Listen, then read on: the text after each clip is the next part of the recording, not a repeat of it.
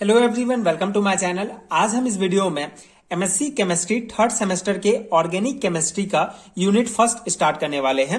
सबसे पहले इस पर्टिकुलर यूनिट का सिलेबस डिस्कस कर लेते हैं कि कौन कौन से टॉपिक आपको इस पर्टिकुलर यूनिट में कवर करने हैं, पढ़ना है। इस यूनिट को 3 भागों में बांटा गया है: bioenergetics, electron transfer in biology and transport and storage of dioxygen. ठीक है। जो बायो एनर्जेटिक्स वाला पार्ट है, इसमें आपको स्टैंडर्ड फ्री एनर्जी या Gibbs free energy, change in biochemical reactions, exergonic reactions, endergonic reactions, hydrolysis of ATP, synthesis of ATP from ADP. ठीक है। ये 5 टॉपिक आपको इस पार्ट में पढ़ने हैं। उसके अलावा जो सेकेंड पार्ट है, that is electron transfer in biology, इसमें आपको इलेक्ट्रॉन ट्रांसपोर्ट सिस्टम, जिसमें आयरन, सल्फर, प्रोटीन, रुबिडॉक्सिन क्या है, फेरिडॉक्सिन क्या है, ये डिटेल में पढ़ना होगा। साइट्रोक्रोम के बारे में डिटेल में समझना है। साइट्रोक्रोम P450 क्या है, इसको भी समझना है। ठीक है। इस पार्ट में आपको ये टॉपिक्स कवर करने होंगे। थर्ड जो पार्ट है, that is transport and storage of dioxygen. इस पर्टिकुलर पार्ट में आपको haem, protein and oxygen uptake क्या है, structure and function of haemoglobin, myoglobin, haemocyanin, haemerythrin. ठीक है। इन चारों का structure and basic functions detail में कवर करना है। Synthetic oxygen carrier model compound, synthetic model complex of iron and synthetic model complexes of copper. ठीक है। इतना टॉपिक आपको इस पर्टिकुलर यूनिट के लिए पढ़ना है, कवर करना है। इसी में से आपको 20 मार्क्स के क्वेश्चंस पूछे जाएंगे सिलेबस के अकॉर्डिंग। ये पर्टिकुलर मैं आपको जो है परसू रायपुर छत्तीसगढ़ यूनिवर्सिटी का सिलेबस के अकॉर्डिंग बता रहा हूं। ये सिलेबस आपको बस्तर यूनिवर्सिटी, दुर्ग यूनिवर्सिटी में भी देखने को मिल जाएगा। सेम सिलेबस होता है, बस परसू रायपुर छत्तीसगढ़ यूनिवर्सिटी है, उसमें जो है क्वेश्चंस कुछ इस टाइप के पूछे जाते हैं कि 5 मार्क्स के ऑब्जेक्टिव होते हैं, 2 मार्क्स के 2 क्वेश्चन, 3 मार्क्स के 2 क्वेश्चन एंड 5 मार्क्स के 2 क्वेश्चन पूछे जाते हैं एक पर्टिकुलर यूनिट से। ठीक है। इस यूनिट से आपको 20 मार्क्स के क्वेश्चन देखने को मिलेंगे आपके एमएससी केमिस्ट्री थर्ड सेमेस्टर के एग्जाम में। ठीक है। ये हो गया पूरा बेसिक सिलेबस इस पर्टिकुलर यूनिट का। अगर आपको इसका सभी टॉपिक्स का कंप्लीट रिटन नोट चाहिए तो नीचे डिस्क्रिप्शन बॉक्स में लिंक मिल जाएगा, आप चेकआउट कर सकते हैं। इसके अलावा आपको एमएससी केमिस्ट्री थर्ड सेमेस्टर के कंप्लीट सिलेबस का भी नोट्स मिल जाएगा। आज हम इस पर्टिकुलर वीडियो में बायो एनर्जेटिक्स क्या है, standard free energy, change in biochemical reactions, इन दोनों टॉपिक्स को कवर करेंगे। ठीक है। स्टार्ट करते हैं। बायो एनर्जेटिक्स क्या होता है। बहुत बेसिक से कॉन्सेप्ट है, बहुत बेसिक पॉइंट्स मैं आपको यहाँ पे समझाऊंगा, जो डेफिनेटली बहुत इंपॉर्टेंट है। जनरली 2 मार्क्स में पूछ लिया जाता है बायो एनर्जेटिक्स क्या है। ठीक है। स्टैंडर्ड फ्री एनर्जी क्या है, तो उसको हम डिटेल में समझेंगे। बायो एनर्जेटिक्स क्या होता है, बेसिक अगर हम इसका डेफिनेशन देखें, bioenergetics is the part of biochemistry concern with the energy involve in making and breaking of chemical bond in the molecules form in biological organisms. ठीक है। क्या है, किसी भी लिविंग सिस्टम, ठीक है, कोई भी लिविंग ऑर्गेनिज्म, बायोलॉजिकल जो ऑर्गेनिज्म होता है, उनमें जो मॉलिक्यूल्स होंगे, जो उनके मॉलिक्यूल्स के बीच जो केमिकल बॉन्ड पाया जाता है, ठीक है, वो जो केमिकल बॉन्ड का मेकिंग एंड ब्रेकिंग में जो एनर्जी इन्वॉल्व होगा, उसी को ही हम स्टडी करते हैं बायो एनर्जेटिक्स के अंतर्गत। ठीक है। बहुत बेसिक सा है। कोई भी लिविंग सिस्टम या बायोलॉजिकल ऑर्गेनिजम्स, उसके अंदर जो मॉलिक्यूल्स होंगे एंड मॉलिक्यूल्स के बीच जो केमिकल बॉन्ड होगा, ठीक है, उस केमिकल बॉन्ड को बनाने में या तोड़ने में जो एनर्जी इन्वॉल्व होता है, उसी को स्टडी किया जाता है बायो एनर्जेटिक्स के अंतर्गत। और ये जो बायो एनर्जेटिक्स है, ये बायोकेमिस्ट्री का जो है एक पार्ट होता है। ठीक है। बायोकेमिस्ट्री का एक पार्ट है बायो एनर्जेटिक्स, एंड इसमें हम लिविंग ऑर्गेनिजम्स के बीच स्टडी, एनर्जी का स्टडी करते हैं। जैसे यहाँ पे आप देख सकते हैं, बायो एनर्जेटिक्स से मिलकर बना होता है, जहां पे बायो आपका बायो का मतलब होता है life, living system, and energetic मतलब स्टडी ऑफ एनर्जी, मतलब कि bio energetic is the study of energy in living system. ठीक है। सिंपल सा डेफिनेशन ये है कि bio energetics is the study of energy in living system. ठीक है। बेसिक आपको समझ में आ गया कि बायो एनर्जेटिक्स यूनिट के अंतर्गत हमको क्या पढ़ना है।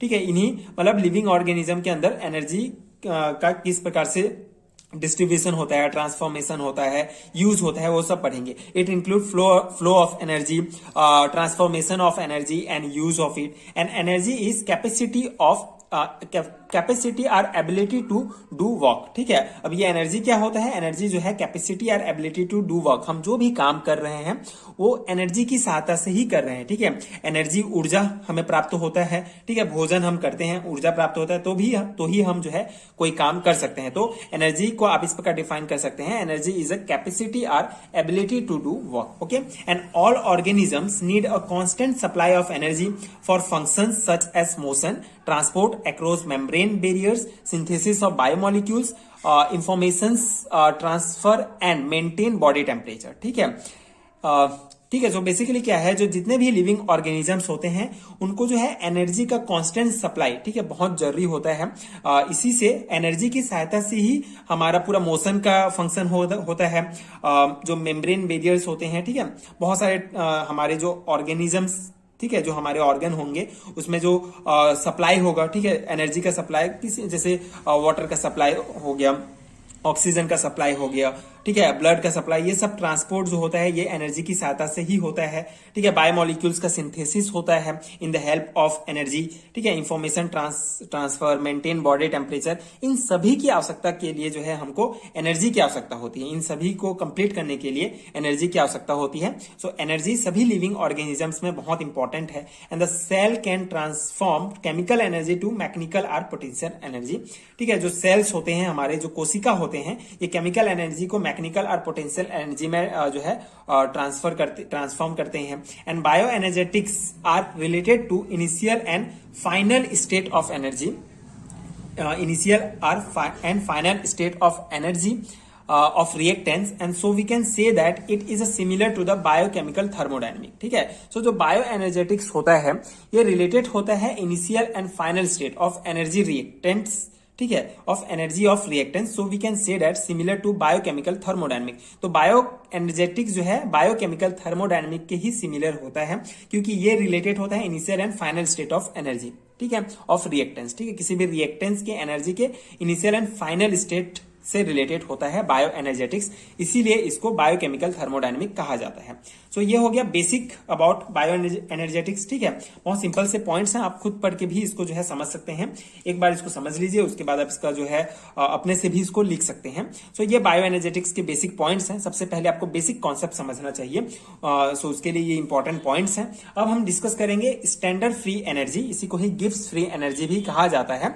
आपके सिलेबस में टॉपिक दिया गया है standard free energy change in biochemical reactions. ठीक है, सो ये पूछा जाता है 2 और 3 मार्क्स में कि standard free energy change in biochemical reactions, मतलब बायोकेमिकल रिएक्शंस में स्टैंडर्ड फ्री एनर्जी किस प्रकार से चेंज होता है उसको आपको डिटेल में समझाना है। तो ये थ्योरी पार्ट ही है। तो स्टैंडर्ड फ्री एनर्जी, इसे गिब्स फ्री एनर्जी भी कहा जाता है। इसको डेल जी से जो है, इसको डेल जी से जो है डिनोट किया जाता है, ये आपको ध्यान रखना है। So this is a portion of the total energy change in a system that is available for daily work, it is a useful energy. या फिर इसको इस प्रकार भी डिफाइन कर सकते हैं, it is the amount of energy capable of doing work during a reaction at constant temperature and constant pressure. ठीक है, so basically standard free energy क्या होता है, ये एक अमाउंट होता है, ठीक है, एनर्जी का एक अमाउंट होता है, ठीक है, एनर्जी का एक, this is the portion of amount of total energy change in the system that is available for daily work, it is a useful energy. ठीक है, हम डेली काम करने के लिए जो एनर्जी अवेलेबल होता है, ठीक है, उसका ही एक पोर्शन होता है, एक अमाउंट होता है, उसी को स्टैंडर्ड फ्री एनर्जी कहा जाता है। सिंपल आप इस प्रकार समझ सकते हैं।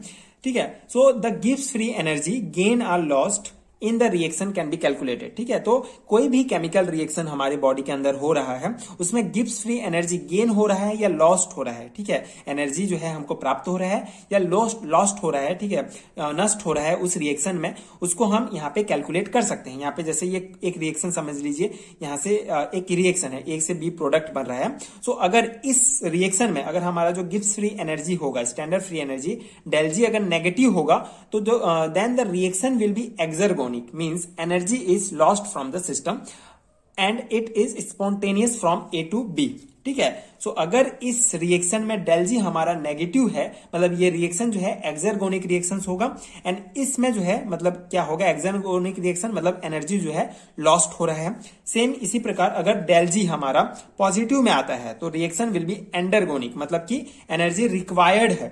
ठीक है, एनर्जी रिक्वायर्ड है by the system from surrounding for reaction to occur, ठीक है। तो इस रिएक्शंस को होने के लिए अगर हमारा एंडरगोनिक रिएक्शंस है, ठीक है, इसको हम डिटेल में और पढ़ेंगे आगे आने वाले वीडियोस में कि एक्सरगोनिक एंडरगोनिक रिएक्शंस क्या होता है, इसके जो एनर्जी प्रोफाइल डायग्राम है इनको समझेंगे। यहाँ पे आप बेसिक ये समझ सकते हैं कि ये हमारा एक रिएक्शन है, ठीक है। तो इसमें अगर गिब्स फ्री एनर्जी हमारा नेगेटिव है तो एक्सरगोनिक रिएक्शंस है, मतलब कि एनर्जी जो है यहाँ से हमको प्राप्त हो रहा है, लॉस्ट हो रहा है इस रिएक्शन से।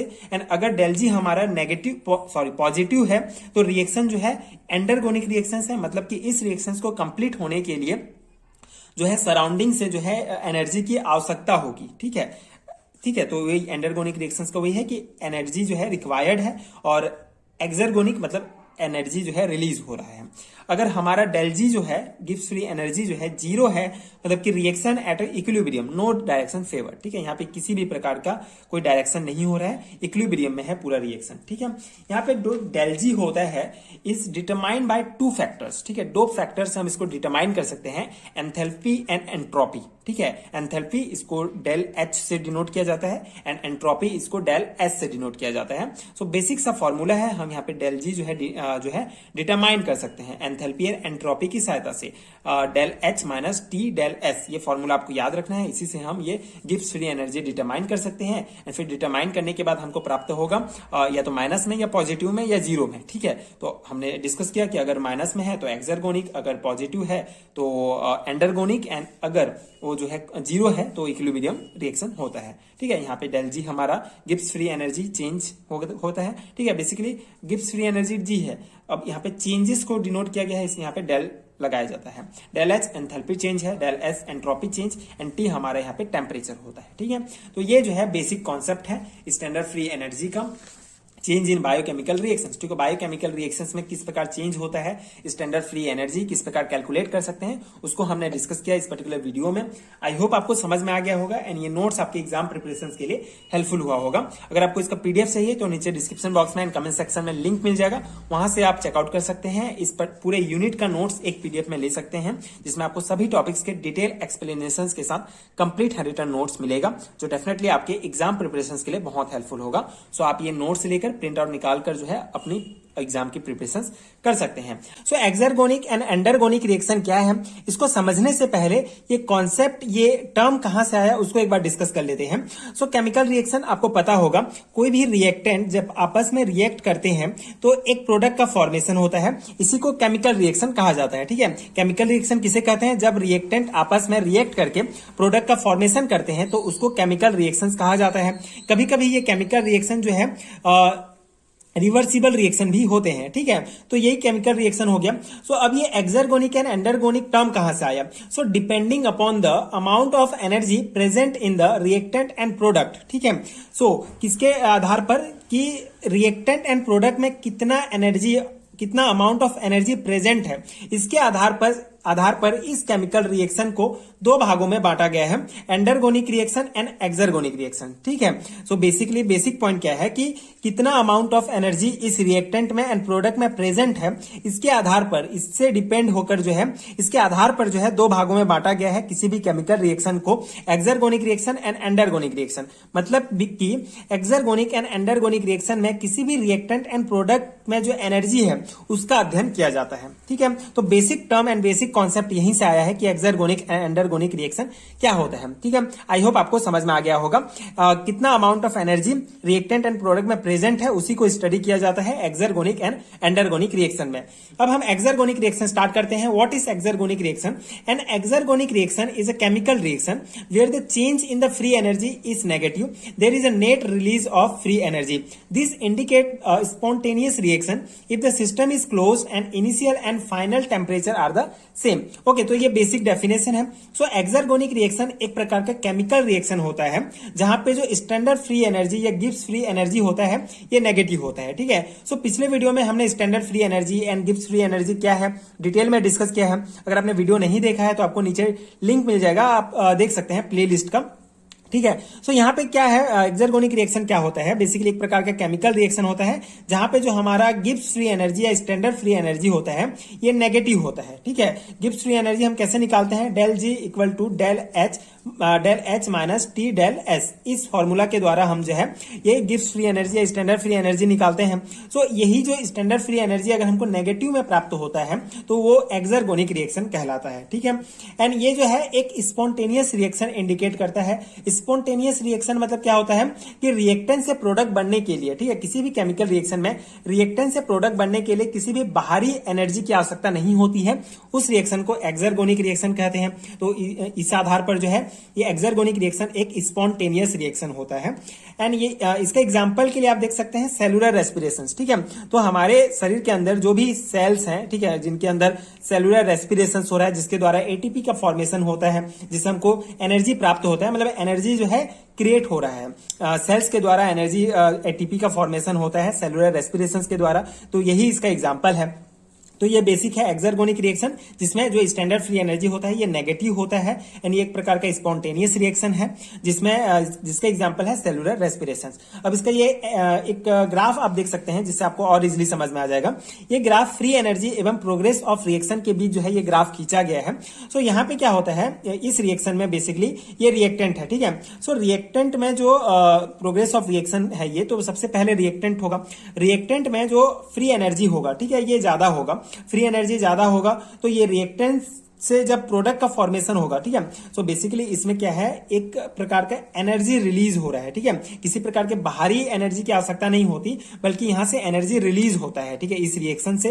सो रिएक्टेंट से प्रोडक्ट बनेगा तो एनर्जी रिलीज हो जाएगा, जिससे फ्री एनर्जी नेगेटिव में चला जाएगा। और इस प्रकार से ये जो है प्रोडक्ट फॉर्मेशन में ये ग्राफ हमको इस प्रकार से प्राप्त होगा। मतलब रिएक्टेंट में जो है रिएक्टेंट में फ्री एनर्जी जो है ज्यादा होगा, उसके बाद एनर्जी जो है इस रिएक्शन से बाहर निकलेगा रिएक्टेंट से, जिससे प्रोडक्ट फॉर्मेशन होगा। तो इसी में जो है ये फ्री एनर्जी जो है, ये गिब्स फ्री एनर्जी जो है डाउन हो जाएगा, जिससे ये नेगेटिव में चला जाएगा और हमको इस प्रकार से प्रोडक्ट मिलेगा, ठीक है। तो ये बेसिकली ये ग्राफ ये बताता है कि रिएक्टेंट में फ्री एनर्जी ज्यादा होता है एंड प्रोडक्ट फॉर्मेशन में क्योंकि एनर्जी रिलीज हो गया इसलिए एनर्जी कम हो जाता है, नेगेटिव में हमको हमारा फ्री एनर्जी प्राप्त होता है, ठीक है। तो ये बेसिक सा ग्राफ है। And an exergonic reaction is a reaction that release free energy in the presence of reactions, ठीक है। फ्री एनर्जी रिलीज करता है and the progress of the reaction is show by the line, ठीक है। इस line के द्वारा, इस ग्राफ के लाइन के द्वारा प्रोग्रेस को दिखाया गया है, प्रोग्रेस ये प्रोग्रेस दिखाया गया है, ठीक है। एंड एक्टिवेशन एनर्जी, जो एक्टिवेशन एनर्जी होता है, ये activation energy was slow down of the reaction. So activation energy यहाँ पे देखिए, रिएक्टेंट को एक्टिवेट करने के लिए जो एक्टिवेशन एनर्जी होता है ये पहले बढ़ेगा, उसके बाद स्लो डाउन होगा, ठीक है। यही इस ग्राफ में बताया गया है। And the change of Gibbs free energy del G is an exergonic reaction is negative because energy is lost, ठीक है। जैसे हमने डिस्कस किया, यहाँ पे एनर्जी लॉस्ट हो रहा है इस रिएक्शन में, इसलिए जो एक्सर्गोनिक रिएक्शन में जो गिब्स फ्री एनर्जी होता है ये नेगेटिव में होता है, ठीक है। तो ये कुछ इंपॉर्टेंट पॉइंट्स हैं।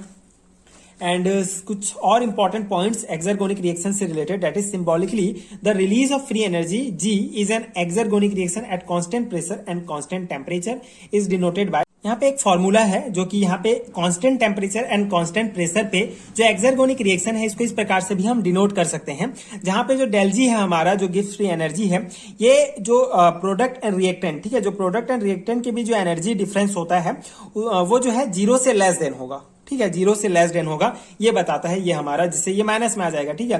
तो यही बताता है ये फॉर्मूला, ये basically constant temperature and pressure पर एक्सर्गोनिक रिएक्शन को इस टाइप से जो है हम रिप्रेजेंट कर सकते हैं, डिनोट कर सकते हैं। नाउ द एंडरगोनिक रिएक्शन क्या होता है, आई होप आपको एक्सर्गोनिक कंप्लीट समझ में आ गया होगा। यही बेसिक पॉइंट्स है एक्सर्गोनिक रिएक्शन का।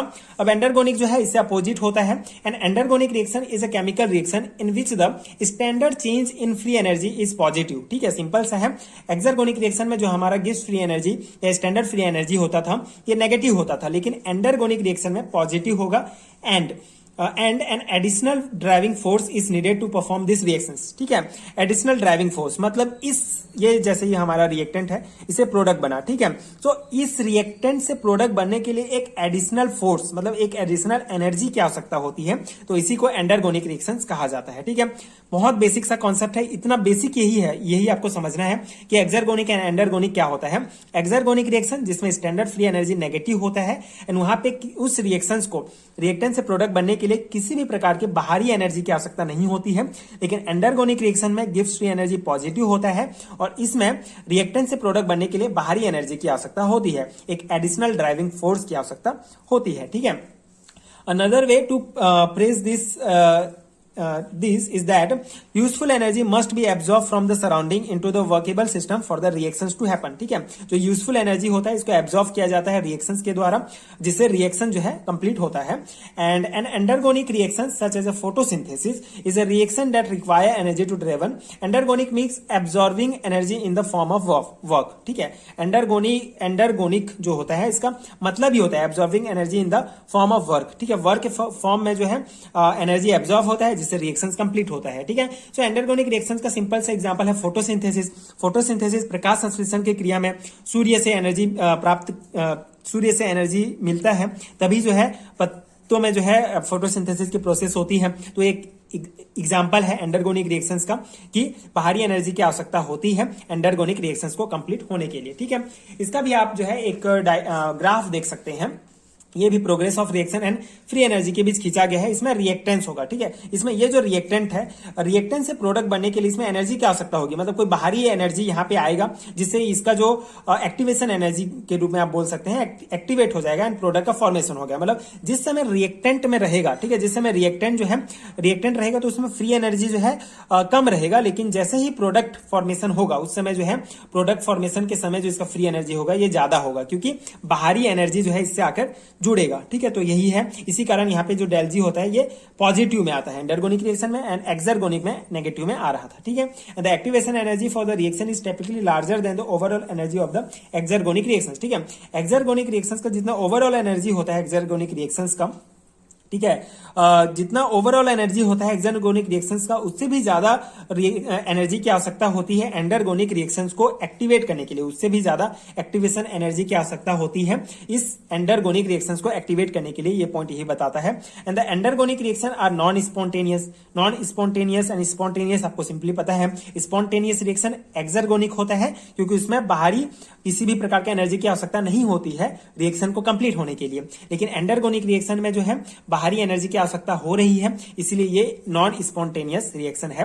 And the progress of the reaction is show by the line. ठीक है, यहाँ पे लाइन के द्वारा ही प्रोग्रेस ऑफ रिएक्शंस को दिखाया गया है. द चेंज ऑफ द गिव्स free energy del G during the endergonic reaction is a positive value because energy is gain. ठीक है, सिंपल सा है, एनर्जी जो है यहाँ पे गेन हो रहा है, इसलिए जो गिव्स फ्री एनर्जी होता है डेल जी हमको नेगेटिव में पॉजिटिव में प्राप्त होता है. ठीक है, एक्सरगोनिक में नेगेटिव एंड एंडरगोनिक में पॉजिटिव. तो यहाँ पे इसको हम डिनोट कर सकते हैं एंडरगोनिक रिएक्शन को फॉर्मूला बेस में इस प्रकार आप डिनोट कर सकते हैं. ठीक है, यहाँ पे जो डेल जी होता है ये जी प्रोडक्ट एंड डी रिएक्टेंस के बीच जितना एनर्जी का डिफरेंस होता है उससे जो है जीरो से ज्यादा होता है. ठीक है, जी प्रोडक्ट एंड जी रिएक्टेंट के बीच जो डिफरेंस होता है एनर्जी का जो डिफरेंस होता है ये जीरो से जो है मोर देन होता है, ज्यादा होता है. यही इस फॉर्मूला में बताया गया है एंड इसको आप इस प्रकार से एंडरगोनिक रिएक्शंस को जो है इस प्रकार डिनोट किया जा सकता है. तो ये था एक्सरगोनिक एंड एंडरगोनिक रिएक्शंस का डिटेल एक्सप्लेनेशन. आई होप आपको समझ में आ गया होगा. बहुत बेसिक सा कॉन्सेप्ट है, सिंपल है बट इंपॉर्टेंट है सेमेस्टर एग्जामिनेशन के पर्सपेक्टिव से. डेफिनेटली लॉन्ग टाइप क्वेश्चंस में पूछे जाते हैं, तो उस अकॉर्डिंग आप इसको अपना प्रिपरेशन कर सकते हैं. So what is hydrolysis of ATP? The bond of adenosine triphosphate ATP can be broken through the addition of water releasing 1 or 2 phosphate groups in an exergonic process are called hydrolysis. Okay, so hydrolysis of ATP क्या होता है? सबसे पहले hydrolysis जो term है, ठीक है, इसका इंडिविजुअल मीनिंग समझ लेते हैं. हाइड्रोलाइसिस क्या होता है? एक प्रकार का केमिकल प्रोसेस होता है जिसमें एक वाटर मॉलिक्यूल किसी भी सब्सटेंस में ऐड होता है एंड इस सब्सटेंस के जो बॉन्ड होते हैं उसको तोड़ देता है. ठीक है, तो इसी केमिकल प्रोसेस को ही हाइड्रोलाइसिस प्रोसेस कहा जाता है. सेम क्या होता है एटीपी के केस में? क्या होगा, जो एडिनोसिन ट्राइफॉस्फेट होता है उसमें एक वाटर मॉलिक्यूल को ऐड किया जाता है जिससे एडिनोसिन ट्राइफॉस्फेट के जो आपस के जो बॉन्ड होते हैं वो टूट जाता है, जिसके कारण एक या एक से ज्यादा फास्फेट ग्रुप रिलीज होता है एक्सरगोनिक प्रोसेस के द्वारा. ठीक है, एक्सरगोनिक प्रोसेस के द्वारा. सो इसी को हाइड्रोलाइसिस कहा जाता है, एटीपी का हाइड्रोलाइसिस. ठीक है, बहुत सिंपल सा कॉन्सेप्ट है. हाइड्रोलाइसिस क्या होता है? एक वाटर मॉलिक्यूल किसी भी सब्सटेंस में ऐड करना. तो यहाँ पे एक सब्सटेंस हमारा क्या है? Adenosine triphosphate. और एडिनोसिन ट्राइफॉस्फेट आपस में क्या होता है? Basically adenine base, ribose sugar और 3 फास्फेट ग्रुप से मिलकर एडिनोसिन ट्राइफॉस्फेट बना होता है. एक सब्सटेंस हो गया. अब इसमें हम एक वाटर मॉलिक्यूल डाल देते हैं. सो वाटर मॉलिक्यूल के कारण जो फास्फेट ग्रुप होता है ये अलग हो जाता है. ठीक है, बॉन्ड फास्फेट ग्रुप जिस बॉन्ड से जुड़ा होता है वो बॉन्ड टूट जाता है और एक या एक से ज्यादा जो फास्फेट ग्रुप्स होते हैं एटीपी से अलग हो जाते हैं सो एक्सर्गोनिक प्रोसेस के द्वारा। सो इस पूरे प्रोसेस को हाइड्रोलाइसिस कहा जाता है एटीपी का, ठीक है। अब एक्सर्गोनिक एंडरगोनिक प्रोसेस क्या है मैंने पिछले वीडियो में डिटेल में डिस्कस किया है। अगर आपने वीडियो नहीं देखा है तो आपको लिंक मिल जाएगा नीचे प्लेलिस्ट का, आप देख सकते हैं। एक्सर्गोनिक प्रोसेस मतलब कि यहाँ पे एनर्जी की आवश्यकता नहीं होती है इस पूरे क्रिया को होने के लिए, ठीक है। कोई बाहरी एनर्जी की आवश्यकता नहीं होती है, बल्कि इस क्रिया के द्वारा खुद एनर्जी जो है बाहर निकलता है, ठीक है। इसी को ही एक्सर्गोनिक प्रोसेस कहा जाता है, ठीक है। आई होप आपको ये बेसिक कॉन्सेप्ट समझ में आ गया होगा। सो यही है hydrolysis of ATP and this reaction liberates the energy in the bonds for use in the cell for the instant of synthesized protein from amino acid, ठीक है। सो बेसिकली ये एटीपी जो है हमारा एडिनोसिन ट्राइफॉस्फेट का पूरा reaction है, ठीक है। उसका बॉन्ड टूट रहा है, उसमें वाटर ऐड हो रहा है, फास्फेट ग्रुप अलग हो रहा है, ये पूरा एक्सर्गोनिक प्रोसेस है, मतलब इसमें एनर्जी लिबरेटेड हो रहा है, ठीक है। एनर्जी बाहर निकल रहा है। सो ये जो एनर्जी बाहर निकल रहा है इसको हमारे जो बॉडी के जो सेल्स होते हैं ये यूज करते हैं जो synthesize protein from amino acids, जो एमिनो एसिड्स है उससे प्रोटीन बनाने के लिए, सिंथेसाइज करने के लिए इस एनर्जी का यूज किया जाता है, ठीक है। ये हाइड्रोलाइसिस ऑफ एटीपी, ठीक है। एटीपी का जब हाइड्रोलाइसिस होता है तो एनर्जी बाहर निकलता है और इस एनर्जी को हमारे सेल्स एमिनो एसिड से प्रोटीन बनाने के लिए यूज करते हैं, ठीक है। ये बहुत सिंपल पॉइंट है बट बहुत इंपॉर्टेंट है, ठीक है। If one phosphate group is removed, ठीक है, अगर एक फास्फेट ग्रुप निकलता है so a molecule of ADP adenosine diphosphate remain and along with inorganic phosphate, and ADP can be further hydrolyzed and to AMP adenosine monophosphate by the remove of second phosphate group, ठीक है। बहुत simple सा concept है। पहला point आपको ये समझ में आ गया कि जब हम एक वाटर मॉलिक्यूल को ऐड करेंगे एटीपी में तो हमारा फास्फेट ग्रुप अलग होगा, ठीक है। पहला प्रोसेस क्या होगा, एक फास्फेट ग्रुप अलग होगा। अगर एक फास्फेट ग्रुप रिमूव हुआ, अलग हुआ एटीपी से, ठीक है, तो हमको एडीपी प्राप्त होगा, एडिनोसिन डाइफॉस्फेट, ठीक है। मतलब एडिनोसिन डाइफॉस्फेट बनेगा हमारा इनऑर्गेनिक फास्फेट के साथ, अलॉन्ग विद इनऑर्गेनिक फास्फेट भी हमको मिलेगा, साथ ही एनर्जी भी मिलेगा। अब सेकेंड बार जब हम हाइड्रोलाइज कराएंगे एडीपी का, ठीक है, एडीपी का हाइड्रोलाइज कराएंगे तो हमको एएमपी प्राप्त होगा, एडिनोसिन मोनोफॉस्फेट प्राप्त होगा by removed of second phosphate group. जब सेकंड फास्फेट ग्रुप भी रिमूव हो जाएगा तो हमको एडिनोसिन मोनोफॉस्फेट एएमपी प्राप्त होगा, ठीक है। ये हम डायग्राम के द्वारा समझेंगे तो और इजीली आपको समझ में आ जाएगा। बाकी थ्योरी पोर्शन ये है, बेसिक पॉइंट्स ये है। आई होप आपको बहुत इजीली समझ में आ गया होगा।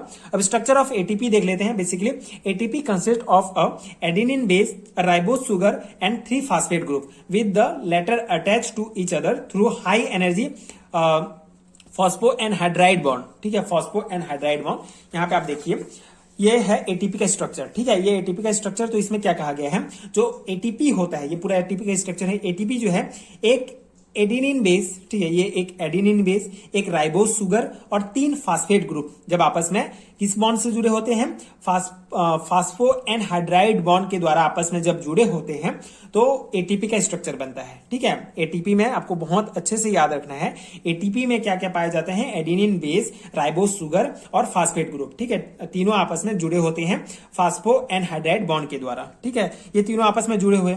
अब क्या होगा, हाइड्रोलाइसिस कैसे कराएंगे, अब इसका हाइड्रोलाइसिस प्रोसेस अब स्टार्ट करते हैं। सो ये एटीपी हो गया। अब एटीपी में हाइड्रोलाइसिस कराना है, मतलब एक वाटर मॉलिक्यूल किसी सब्सटेंस में डालना है, एटीपी में डालना है, तो एक वाटर मॉलिक्यूल हम इसमें ऐड कर देते हैं। अब वाटर मॉलिक्यूल जब एटीपी में ऐड कर देंगे तो क्या हो जाएगा, ये जो वाटर H2O है, ठीक है, यहां पे आप देख सकते हैं एक यहां पे देखिए 3 फास्फेट ग्रुप है, लेकिन जैसे ही हम H2O इसमें डाल देंगे तो H का मतलब H2O, ठीक है, तो यहां पे क्या हो जाएगा, एक H इसके साथ आ जाएगा और एक OH इस ग्रुप के साथ हो जाएगा और ये अलग हो जाएगा, ठीक है, ये अलग हो जाएगा, OH यहां पे आ जाएगा और ठीक है H2O का, ठीक है। आई होप आपको समझ में आ गया होगा। बेसिकली ये एटीपी है, अब हम इसमें H2O डाल रहे हैं, ठीक है, तो यहाँ पे H2O अगर हम डाल देते हैं तो ये एक H इसके साथ चला जाएगा और OH बाकी बचेगा, तो पूरा ग्रुप यहाँ अलग हो जाएगा, ये फास्फेट ग्रुप अलग हो जाएगा और यहाँ पे आप देख सकते हैं ये फास्फेट ग्रुप अलग हो गया एंड इनऑर्गेनिक फास्फेट, ठीक है, ये अलग हो गया और ये हमारा 2 फास्फेट ग्रुप बच गया फिर से, ठीक है। ये बाकी एडिनिन बेस और राइबोस सुगर तो सेम रहेगा, साथ ही साथ एनर्जी भी रिलीज होगा क्योंकि एक एक्सर्गोनिक प्रोसेस है, ठीक है। तो अब हम हमारा क्या बच जाएगा, एडिनिन एडिनोसिन डाइफॉस्फेट एडीपी। ये जो स्ट्रक्चर है ये एडिनोसिन डाइफॉस्फेट है, क्योंकि यहाँ पे 2 फास्फेट ग्रुप जुड़ा हुआ है। ठीक है, अगर 3 फास्फेट ग्रुप जुड़ा हुआ था इसलिए इसको ट्राइफॉस्फेट कहते थे। हाइड्रोलाइसिस प्रोसेस के द्वारा जो है एक फास्फेट ग्रुप अलग हो गया, जिससे हमारा जो है 2 फास्फेट ग्रुप बच गया, जिसके कारण एडिनोसिन डाइफॉस्फेट हुआ। अब अगर फर्दर, ठीक है, इसको आगे भी अगर हम करना चाहें हाइड्रोलाइसिस, ठीक है, इसका करना चाहें एडीपी का, तो यहाँ पे फिर H2O मतलब इसमें मिक्स कर देंगे। ठीक है, एक H2O मॉलिक्यूल डाल देंगे तो ये जो है एक फास्फेट ग्रुप फिर अलग हो जाएगा। अब बच जाएगा फिर एक फास्फेट ग्रुप और ये पूरा स्ट्रक्चर बच जाएगा। तो हमारा क्या प्राप्त हो जाएगा? AMP adenosine monophosphate. ठीक है, तो ये सिंपल सा है, बहुत इजी है। आई होप आपको समझ में आ गया होगा। ठीक है, ये था हाइड्रोलाइसिस ऑफ ATP। तो synthesis of ATP from ADP, ये बायो इनऑर्गेनिक केमिस्ट्री के बायो एनर्जेटिक यूनिट में आपको ये टॉपिक मिल जाएगा। आपके सिलेबस के अकॉर्डिंग आप मैच कर सकते हैं, बट बहुत इंपॉर्टेंट टॉपिक है। थ्योरी एग्जाम्स में 2 और 3 मार्क्स के क्वेश्चंस में पूछा जाता है। सो इसका बेसिक कॉन्सेप्ट समझने का ट्राई करते हैं पहले कि किस प्रकार से सिंथेसाइज करेंगे। ठीक है, सो बेसिकली सबसे इंपॉर्टेंट है ATP synthase. ATP synthase is an protein that catalyse the formation of the energy storage molecule adenosine triphosphate using adenosine diphosphate and inorganic phosphate. Okay, so जो एटीपी सिंथेस होता है एक प्रकार का protein है, एक माइटोकॉन्ड्रियल एंजाइम होता है जो कि इनर मेम्ब्रेन में पाया जाता है। सो ये एटीपी सिंथेस इस पूरी प्रक्रिया में, जिसे एडीपी से एटीपी बनाने की प्रक्रिया में एक कैटलिस्ट का काम करता है। ठीक है, एक उत्प्रेरक का काम करता है। ठीक है, तो एटीपी सिंथेस बहुत इंपॉर्टेंट है, एक कैटलिस्ट उत्प्रेरक का काम करता है। इसके अलावा एक एडिनोसिन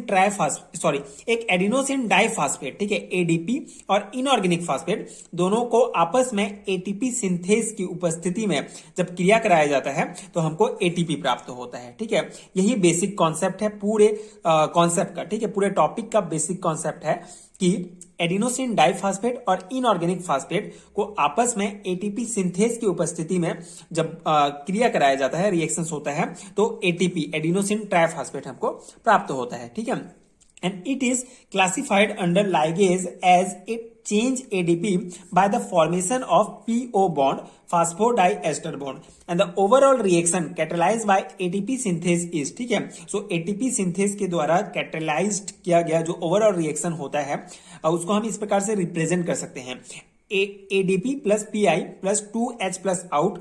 एंड ये रिवर्सिबल रिएक्शन है जिससे हमको ATP प्राप्त होता है, साथ ही साथ H2O हमको एक मिलता है, H2O प्राप्त होगा प्लस 2H प्लस इन होगा। ठीक है, ये एक बेसिक सा जो है ओवरऑल पूरा जो सिंथेसिस ऑफ ATP होता है उसके पूरे ओवरऑल को जो है हम इस रिएक्शन के द्वारा शो कर सकते हैं। ठीक है, now the phosphoric acid and ADP undergo a condensation reactions. ठीक है, अब यहाँ पे हमको ये बेसिक तो ये पता चल गया कि फास्फोरिक रिएक्शन एडीपी और जो फास्फोरिक एसिड होता है, ठीक है, उसको जो है रिएक्ट कराया जाता है तो उसको प्रोसेस क्या होता है, that is undergo condensation reactions.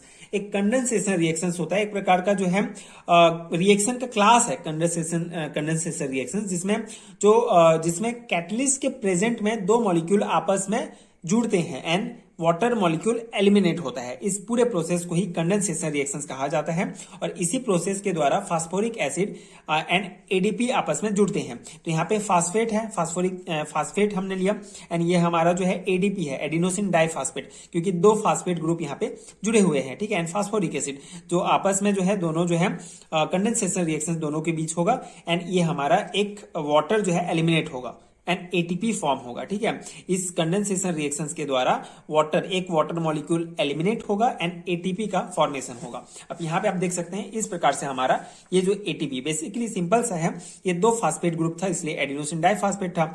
अब यहाँ पे एक और फास्फेट ग्रुप यहाँ पे जुड़ गया। ठीक है, तो यहाँ इनऑर्गेनिक फास्फेट, ठीक है, जो फास्फेट ग्रुप जुड़ गया तो ये हमारा जो है तीसरा आ गया, यहाँ पे जुड़ गया। तो इस प्रकार से ये एटीपी एडिनोसिन ट्राइफॉस्फेट यहाँ पे हमारा बन गया। ठीक है, तो इस प्रकार से एडिनोसिन ट्राइफॉस्फेट हम बना सकते हैं एडीपी और इनऑर्गेनिक फास्फेट की क्रिया से। तो ये हमारा बन गया एटीपी एडिनोसिन ट्राइफॉस्फेट। तो ये सिंपल सा ये कॉन्सेप्ट है। आई होप आपको समझ में आ गया होगा एंड ये नोट्स आपके एग्जाम प्रिपरेशन के लिए हेल्पफुल रहा होगा। इसके अलावा इसी से रिलेटेड एक और इम्पॉर्टेंट टॉपिक है जो इम्पॉर्टेंट है, जो जनरली पूछ लिया जाता है 2 मार्क्स में, तो आपको ये साइकिल याद होना चाहिए। ठीक है, ये है एटीपी साइकिल। ठीक है, ATP cycle ATP ADP cycle आप बोल सकते हैं। सो पिछले वीडियो में हमने डिटेल में डिस्कस किया था कि हाइड्रोलाइसिस ऑफ एटीपी, ठीक है, एटीपी का हाइड्रोलाइसिस किस प्रकार से होता है। सो अगर आपने वीडियो नहीं देखा है तो आपको नीचे प्लेलिस्ट का लिंक मिल जाएगा, आप देख सकते हैं। सो इस साइकिल से आप दोनों कॉन्सेप्ट को समझ सकते हैं, ठीक है। डिटेल वाले नोट्स के लिए आप वीडियो देख सकते हैं। यहाँ पे दोनों कॉन्सेप्ट को मैं आपको ब्रीफ में समझाने का प्रयास करूंगा, ठीक है। तो क्या होता है, देखिए ये हमारा ये जो है एटीपी है, ये राइबोज, एडेनिन और ट्राइफॉस्फेट तीनों जुड़कर जो है एटीपी का स्ट्रक्चर बनाते हैं, ठीक है। ये हमारा पूरा एटीपी का स्ट्रक्चर है। अब एटीपी के स्ट्रक्चर में क्या होता है, जब हम इसमें जो है एक वाटर मॉलिक्यूल ऐड करेंगे, ठीक है, एक वाटर मॉलिक्यूल जब हम इसमें ऐड करेंगे तो एक फास्फेट ग्रुप यहां से अलग हो जाएगा, ठीक है। जब यहाँ पे अगर आप डिटेल वीडियो देखेंगे तो आपको और डिटेल में समझ में आएगा, ठीक है। यहाँ पे बेसिकली सिंपली आपको समझाने का प्रयास कर रहा हूं कि यहाँ ये हमारा एटीपी का स्ट्रक्चर है। जब एक वाटर मॉलिक्यूल हम यहाँ पे ऐड करेंगे तो ये बॉन्ड टूट जाएगा और ये एक फास्फेट ग्रुप अलग हो जाएगा। साथ ही साथ ये एक्सर्गोनिक प्रोसेस होता है, इसलिए हमको एनर्जी भी प्राप्त होगा इस रिएक्शन से। और इस रिएक्शन के बाद जब एक फास्फेट ग्रुप अलग हो जाएगा तो हमको इस प्रकार का स्ट्रक्चर प्राप्त होगा। अब यहाँ पे 2 फास्फेट ग्रुप हैं, बाकी राइबोज और एडेनिन तो है ही है, तो ये क्या हो जाएगा, एडीपी हो जाएगा, एडेनोसिन डाइफॉस्फेट, ठीक है। इस प्रकार क्या हो गया कि एक H2O जब हम इसमें ऐड किए, ठीक है, इस एटीपी में, तो हमको ये जो है एडीपी प्राप्त हो गया, मतलब ये हाइड्रोलाइसिस हो गया एटीपी का। अब फॉर्मेशन किस प्रकार से होगा, एडीपी से एटीपी कैसे बनाएंगे, तो वही सिंपल सा है, एक फास्फेट ग्रुप हम यहाँ पे ऐड कर देंगे, ठीक है, एक फास्फेट ग्रुप ऐड कर देंगे, जिससे यहाँ से एक फास्फेट ग्रुप ऐड कर देंगे तो एक वाटर मॉलिक्यूल यहाँ से बाहर निकल जाएगा। साथ ही साथ एनर्जी की भी आवश्यकता होगी क्योंकि एक एक्सर्गोनिक प्रोसेस होगा, एंडरगोनिक प्रोसेस होगा, सॉरी, ठीक है। एनर्जी की आवश्यकता होगी, एक फास्फेट ग्रुप ऐड कर देंगे, वाटर मॉलिक्यूल जो है यहाँ से डिस्चार्ज हो जाएगा और फिर से हमको जो है ये एटीपी प्राप्त हो जाएगा। तो इस प्रकार से ये साइकिल चलते रहता है। इस साइकिल को और भी आगे बढ़ा सकते हैं। यहाँ पे आप जो है हाइड्रोलाइसिस जो है आप एडीपी का भी हाइड्रोलाइसिस कर सकते हैं, जिससे एएमपी प्राप्त होता है, ठीक है। तो आगे का प्रोसेस है। बेसिकली सिंपली आपको जो है अगर एटीपी एडीपी साइकिल पूछा जाता है थ्योरी एग्जाम्स में तो आप ये दे सकते हैं, एटीपी से एडीपी बनता है, एडीपी से फिर आप एटीपी बना सकते हैं। तो ये था सिंपल सा कॉन्सेप्ट। आई होप आपको समझ में आ गया होगा एंड ये नोट्स आपके एग्जाम प्रिपरेशन के लिए बहुत हेल्पफुल हुए होंगे। इलेक्ट्रॉन ट्रांसपोर्ट सिस्टम के बारे में डिटेल में डिस्कस करेंगे। इसे इलेक्ट्रॉन ट्रांसपोर्ट चेन भी कहा जाता है। So what is electron transport chain? Basically electron transport chain protein complex का एक सीरीज होता है जो इलेक्ट्रॉन्स को इलेक्ट्रॉन डोनर से इलेक्ट्रॉन एक्सेप्टर की ओर जो है ट्रांसफर करता है रिडॉक्स रिएक्शंस के द्वारा, ठीक है। बहुत बेसिक सा डेफिनेशन है, ये आपको याद करना होगा, ठीक है, समझना है, बहुत सिंपल सा है।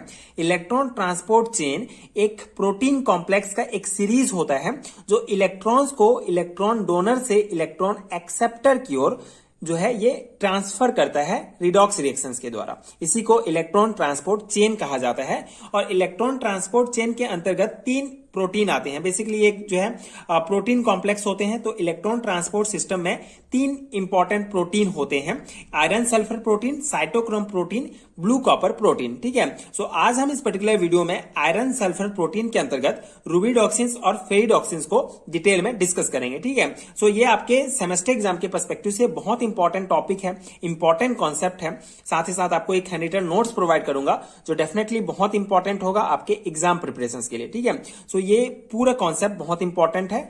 सो स्टार्ट करते हैं कि आयरन सल्फर प्रोटीन क्या होता है, उसके बाद रुबिडॉक्सिन्स और फेरिडॉक्सिन्स का पूरा कॉन्सेप्ट समझेंगे इसके टाइप्स के साथ, ठीक है। सो आई होप इतना आपको समझ में आ गया होगा। इलेक्ट्रॉन ट्रांसपोर्ट चेन क्या होता है? एक प्रकार का प्रोटीन कॉम्प्लेक्स होता है जो कि इलेक्ट्रॉन्स को ट्रांसफर करता है इलेक्ट्रॉन डोनर से इलेक्ट्रॉन एक्सेप्टर की ओर, ठीक है, रिडॉक्स रिएक्शंस के द्वारा। और इलेक्ट्रॉन ट्रांसपोर्ट चेन जो सिस्टम है 3 टाइप के प्रोटीन कैरी करते हैं, iron sulphur protein, cytochrome protein, blue copper protein. Okay, basically 3 type के प्रोटीन इसके अंतर्गत आते हैं। सो आयरन सल्फर प्रोटीन के अंतर्गत इसके भी 2 टाइप हैं, इनको 2 क्लासिफाइड किया गया है 2 क्लास में, रुबिडॉक्सिन्स और फेरिडॉक्सिन्स। ओके, अब हम डिस्कस कर लेते हैं आयरन सल्फर प्रोटीन क्या होता है। So iron sulphur protein are characterized by the presence of iron sulphur cluster containing sulfide linked tetra iron center in variable oxidation state. Iron cluster are found in variety of metalloproteins such as ferridoxins as well as NADH, dehydrogenases, hydrogenases and nitrogenases. Okay, etc. So basically iron sulphur protein जो है, iron sulphur protein दो type के होते हैं, रूबिडॉक्सिन्स और फेरिडॉक्सिन्स। ठीक है, जब हम रूबिडॉक्सिन्स और फेरिडॉक्सिन्स का जब स्ट्रक्चर जब हम डिस्कस करेंगे तो वहां पे आपको समझ में आएगा कि आयरन सल्फर क्लस्टर, ठीक है, बेसिकली ये जो स्ट्रक्चर्स हैं आयरन सल्फर प्रोटीन जो हैं ये आयरन सल्फर क्लस्टर्स को कंटेन किए होते हैं, containing sulphide linked di tri tetra iron centres इन वेरिएबल ऑक्सीडेशन स्टेट। ठीक है, बहुत सारे ऑक्सीडेशन स्टेट्स में आयरन सल्फर क्लस्टर को कंटेन किए होते हैं। सो उन प्रोटीन्स को आयरन सल्फर प्रोटीन्स कहा जाता है। ठीक है, एंड आयरन सल्फर जो आयरन क्लस्टर्स होते हैं ये बहुत वैरायटी, बहुत प्रकार के जो मेटलोप्रोटीन्स होते हैं, जैसे कि फेरिडॉक्सिन्स, NADH, डिहाइड्रोजिनेसेस, हाइड्रोजिनेसेस एंड नाइट्रोजिनेसिस, इन सब में पाया जाता है। ठीक है, and iron sulphur cluster are best known for their role in oxidation reduction reactions of electron transport in mitochondria and chloroplast. ठीक है, ये एक इंपॉर्टेंट पॉइंट है, जो आयरन सल्फर क्लस्टर होते हैं, जो आयरन सल्फर प्रोटीन होते हैं, ये बेस्ट नोन है for their role in oxidation reduction reaction of electron transport. ठीक है, जो माइटोकॉन्ड्रिया एंड क्लोरोप्लास्ट में जो इलेक्ट्रॉन ट्रांसपोर्ट होता है, ठीक है, उस रिएक्शंस के लिए ये जो है बहुत रिस्पॉन्सिबल होते हैं। ठीक है, उसमें best known for that. So this is important point and ये बेसिक है। ठीक है, आयरन सल्फर प्रोटीन। अब आयरन सल्फर प्रोटीन का मेन क्या है कि दो टाइप के होते हैं, रूबिडॉक्सिन्स और फेरिडॉक्सिन्स। सो रूबिडॉक्सिन्स क्या होता है?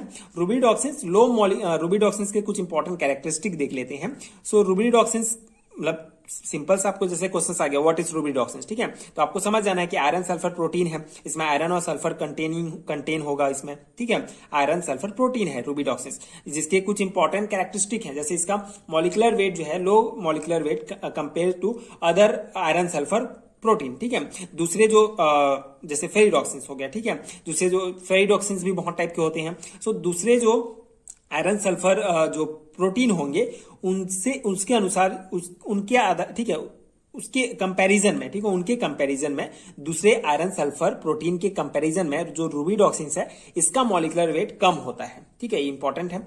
एंड बैक्टीरियल प्रोटीन एक प्रकार का बैक्टीरियल प्रोटीन होता है and it involve in electron transport. Definitely जो हमारा आयरन सल्फर प्रोटीन है ये इलेक्ट्रॉन ट्रांसपोर्ट सिस्टम का ही एक पार्ट है। ठीक है, जिसमें इलेक्ट्रॉन ट्रांसफर तो डेफिनेटली इसमें इन्वॉल्व होगा। And Fe metal is coordinate by the 4s atom of cysteine and it has regular tetrahedral structure and it performs one electron transfer process. ठीक है, तो यहाँ पे स्ट्रक्चर आप देख सकते हैं, ये टेट्राहेड्रल स्ट्रक्चर है रूबिडॉक्सिन्स का। ठीक है, टेट्राहेड्रल स्ट्रक्चर है रूबिडॉक्सिन्स का, जिसमें यहाँ पे वही चार जो सल्फर एटम्स हैं, ठीक है, ऑफ सिस्टीन। ठीक है, सिस्टीन के जो सल्फर एटम है वो आयरन, ठीक है, आयरन के साथ Fe के साथ कोऑर्डिनेट बॉन्ड के साथ जुड़े हुए हैं। ठीक है, and it has regular tetrahedral structure, ये स्ट्रक्चर जो है टेट्राहेड्रल स्ट्रक्चर है एंड ये जो है एक इलेक्ट्रॉन ट्रांसफर प्रोसेस जो है परफॉर्म करते हैं। ठीक है, तो ये हो गया रूबिडॉक्सिन्स के बारे में बेसिक पॉइंट्स। तो बस इतना ही आपको थ्योरी एग्जाम्स के लिए पढ़ना है, बेसिकली इसके कुछ इंपॉर्टेंट पॉइंट्स और इसका एक स्ट्रक्चर। ठीक है, आई होप आपको समझ में आ गया होगा। इसमें समझने के लिए उतना कुछ नहीं है, बहुत सिंपल सा है। ठीक है, रूबिडॉक्सिन्स। अब डिस्कस कर लेते हैं हम फेरिडॉक्सिन्स के बारे में। सो आयरन सल्फर प्रोटीन का जो सेकंड टाइप है दैट इज फेरिडॉक्सिन्स, और ये फेरिडॉक्सिन्स अगेन 3 टाइप के होते हैं, 2Fe 2S 4Fe 4S and 3Fe 4S। ठीक है, 3 टाइप के फेरिडॉक्सिन्स होते हैं। सो पहला जो है that is 2Fe 2S protein, मतलब 2 आयरन 2 सल्फर प्रोटीन आप बोल सकते हैं, आयरन सल्फर प्रोटीन का ही एक टाइप है। सो इसको Fe2S2 फेरिडॉक्सिन्स भी कहा जाता है। ठीक है, किसी भी नाम से पूछा जा सकता है। Basically iron sulphur protein 2 type के होते हैं, रूबिडॉक्सिन्स और फेरिडॉक्सिन्स। और फेरिडॉक्सिन्स अगेन 3 टाइप के होते हैं, 2Fe 2S प्रोटीन जिसे Fe2S2 फेरिडॉक्सिन्स कहा जाता है। तो इसके कुछ इंपॉर्टेंट कैरेक्टरिस्टिक एंड स्ट्रक्चर हम डिस्कस करेंगे, बहुत बेसिक सा है, वेरी एसिडिक इन नेचर। ठीक है, बहुत ये जो फेरिडॉक्सिन्स होता है, ये जो 2Fe 2S प्रोटीन वाला जो फेरिडॉक्सिन्स है ये एसिडिक नेचर होगा इसका। And each iron atom is bonded of 2 sulphur atom of cysteine and 2 bridging sulphur ions. ठीक है, तो यहाँ पे आप देख सकते हैं 2 जो आयरन है, ठीक है, 2 आयरन है, तो हर एक आयरन जो है 2 सल्फर एटम ऑफ सिस्टीन, ठीक है, सल्फर एटम ऑफ सिस्टीन से जो है ये बॉन्डेड रहेगा। ठीक है। एंड जैसे दो आयरन है तो दोनों आयरन जो है different different sulphur atom of cysteine से जुड़े होंगे और इनके बीच जो है एक ब्रीजिंग सल्फर आयन भी पाया जाता है। ठीक है, इनके बीच में ब्रीजिंग सल्फर आयन पाया जाता है। तो इस प्रकार स्ट्रक्चर बना सकते हैं। इसके नाम से ही स्पष्ट है 2Fe2S। ठीक है, 2Fe2S। ठीक है, हर एक 2Fe2S प्रोटीन होता है। ठीक है, जिसमें 2Fe जो है इसमें प्रेजेंट होंगे। तो ये भी एक डिस्टॉर्टेड टेट्राहाइड्रल स्ट्रक्चर ये बन रहा है। ठीक है, सेकंड टाइप होता है 4Fe4S फेरिडॉक्सिन्स। इसे Fe4S4 फेरिडॉक्सिन्स भी कहा जाता है and it has a क्यूबेन type structure. ठीक है, यहाँ पे आप देख सकते हैं इसका जो स्ट्रक्चर होता है क्यूबेन टाइप स्ट्रक्चर होता है, जिसमें जो 4 iron ions and 4 sulfide ions placed at a vertex of the cuban type cluster। ठीक है, तो यहाँ पे आप देख सकते हैं ये जो है 4 इसमें आयरन एटम्स प्रेजेंट हैं। ठीक है, ये क्यूबेन टाइप स्ट्रक्चर है जिसमें 4 आयरन एटम्स प्रेजेंट हैं एंड 4 जो है इसमें सल्फाइड आयन प्रेजेंट है। ठीक है, iron ions and sulphide ion, और इस प्रकार से ये मिलके जो है ये क्यूबेन टाइप स्ट्रक्चर बनाते हैं। ठीक है, तो इसमें बेसिक है, कुछ ज्यादा उतना नहीं है कि आपको कुछ पॉइंट्स एंड ये स्ट्रक्चर आपको याद होना चाहिए। ठीक है, आप इजीली इसको बना सकते हैं, खुद से भी स्ट्रक्चर बना सकते हैं। जैसे नाम से स्पष्ट है 4Fe4S। ठीक है, तो 4 Fe आयरन जो है 4 सल्फाइड आयन से जुड़ा होगा, तो इस प्रकार स्ट्रक्चर बन जाएगा। बहुत बेसिक है। ठीक है, एंड थर्ड टाइप होता है दैट इज 3Fe4S फेरिडॉक्सिन्स। इसे Fe3S4 फेरिडॉक्सिन्स भी कहा जाता है, जिसमें 3Fe centre ferredoxins was first recognise in nitrogen fixing bacterium. ठीक है, सो ये जो 3Fe सेंटर फेरिडॉक्सिन होता है, ठीक है, कि किसी एक आयरन सल्फर प्रोटीन में किसी सेंटर में 3 आयरन भी प्रेजेंट होगा, ये पहले रिकॉग्नाइज किया गया था नाइट्रोजन फिक्सिंग बैक्टीरियम में। ठीक है, सबसे पहले इंपॉर्टेंट पॉइंट है ये, क्योंकि ये ऑब्जेक्टिव टाइप क्वेश्चंस में पूछ लिए जाते हैं, सो इस अकॉर्डिंग आपको ये ध्यान रखना है थ्योरी एग्जाम्स के लिए। ठीक है, सो 3Fe ions present in +3 oxidation state and reduce from 2Fe + 3 1Fe2+। ठीक है, तो इसमें क्या है, ये जो Fe है, ठीक है, 3 ये पूरे स्ट्रक्चर है Fe3S4 फेरिडॉक्सिन्स का, जिसमें 3 Fe जो है +3 ऑक्सीडेशन स्टेट में प्रेजेंट है और इस प्रकार से ये एक स्ट्रक्चर बना रहे हैं। ठीक है, तो ये था 3Fe4S फेरिडॉक्सिन्स एंड आई होप आपको समझ में आ गया होगा। ये बेसिक पॉइंट्स हैं एंड ये नोट्स आपके एग्जाम प्रिपरेशन के लिए हेल्पफुल हुए होंगे एंड पूरा कॉन्सेप्ट आपको समझ में आ गया होगा। ठीक है, तो ये नोट्स बेसिकली इंपॉर्टेंट है एमएससी सेमेस्टर एग्जाम्स के लिए। ठीक है, तो उस अकॉर्डिंग आप ये नोट्स जो है अपने थ्योरी एग्जाम्स में डायरेक्टली अप्लाई कर सकते हैं। जनरली लॉन्ग टाइप क्वेश्चंस में पूछा जाता है what is iron sulphur protein, तो आप जो है उसको बेसिक डिफाइन करके दोनों टाइप रूबिडॉक्सिन्स और फेरिडॉक्सिन्स को डिटेल में समझाना पड़ेगा आपको। ठीक है, ये स्ट्रक्चर्स हैं इसके कुछ पॉइंट्स लिख के। साइटोक्रोम के बारे में डिटेल में डिस्कस करेंगे। सो साइटोक्रोम क्या होता है, इसको समझने से पहले इलेक्ट्रॉन ट्रांसपोर्ट सिस्टम क्या होता है ये जानना बहुत इंपॉर्टेंट है, क्योंकि साइटोक्रोम इलेक्ट्रॉन ट्रांसपोर्ट सिस्टम से ही रिलेटेड एक इंपॉर्टेंट टॉपिक है। सो इलेक्ट्रॉन ट्रांसपोर्ट सिस्टम, इसे इलेक्ट्रॉन ट्रांसपोर्ट चेन भी कहा जाता है। पिछले वीडियो में मैंने डिटेल में समझाया है, अगर आपने वीडियो नहीं देखा है तो आपको डिस्क्रिप्शन बॉक्स में प्लेलिस्ट का लिंक मिल जाएगा, आप चेक कर सकते हैं, वहां आपको ये कॉन्सेप्ट बहुत अच्छे से समझ में आ जाएगा। सो इलेक्ट्रॉन ट्रांसपोर्ट सिस्टम एक बार हम समझ लेते हैं कि क्या है ब्रीफली। ठीक है, सो इलेक्ट्रॉन ट्रांसपोर्ट सिस्टम क्या होता है, बेसिकली ये जो है एक प्रकार का प्रोटीन होता है। ठीक है, एक जो प्रोटीन कॉम्प्लेक्स का एक सीरीज होता है जो कि इलेक्ट्रॉन्स को इलेक्ट्रॉन डोनर से इलेक्ट्रॉन एक्सेप्टर की ओर जो है ये ट्रांसफर करते हैं। एंड इलेक्ट्रॉन ट्रांसपोर्ट सिस्टम में 3 टाइप के प्रोटीन्स मेनली पाए जाते हैं, iron sulphur protein, cytochrome protein और ब्लू कॉपर प्रोटीन। ठीक है, ये तीनों प्रोटीन जो है इलेक्ट्रॉन ट्रांसपोर्ट चेन में, ठीक है, इसके एक पार्ट्स होते हैं। ठीक है, बेसिकली इलेक्ट्रॉन ट्रांसपोर्ट चेन के 3 टाइप के प्रोटीन्स होते हैं इसमें, iron sulphur protein, cytochrome protein, blue copper protein. ठीक है, सो आयरन सल्फर प्रोटीन जिसके अंतर्गत रूबिडॉक्सिन्स और फेरिडॉक्सिन्स पिछले वीडियो में डिटेल में डिस्कस किया है मैंने, सो उस वीडियो को आप देख सकते हैं इस पर्टिकुलर टॉपिक के लिए। आज हम इस पर्टिकुलर वीडियो में साइटोक्रोम के बारे में डिटेल में समझेंगे, साइटोक्रोम के टाइप्स देखेंगे, साइटोक्रोम P450 क्या है उसके बारे में समझेंगे। ठीक है, सो स्टार्ट करते हैं। What is cytochrome?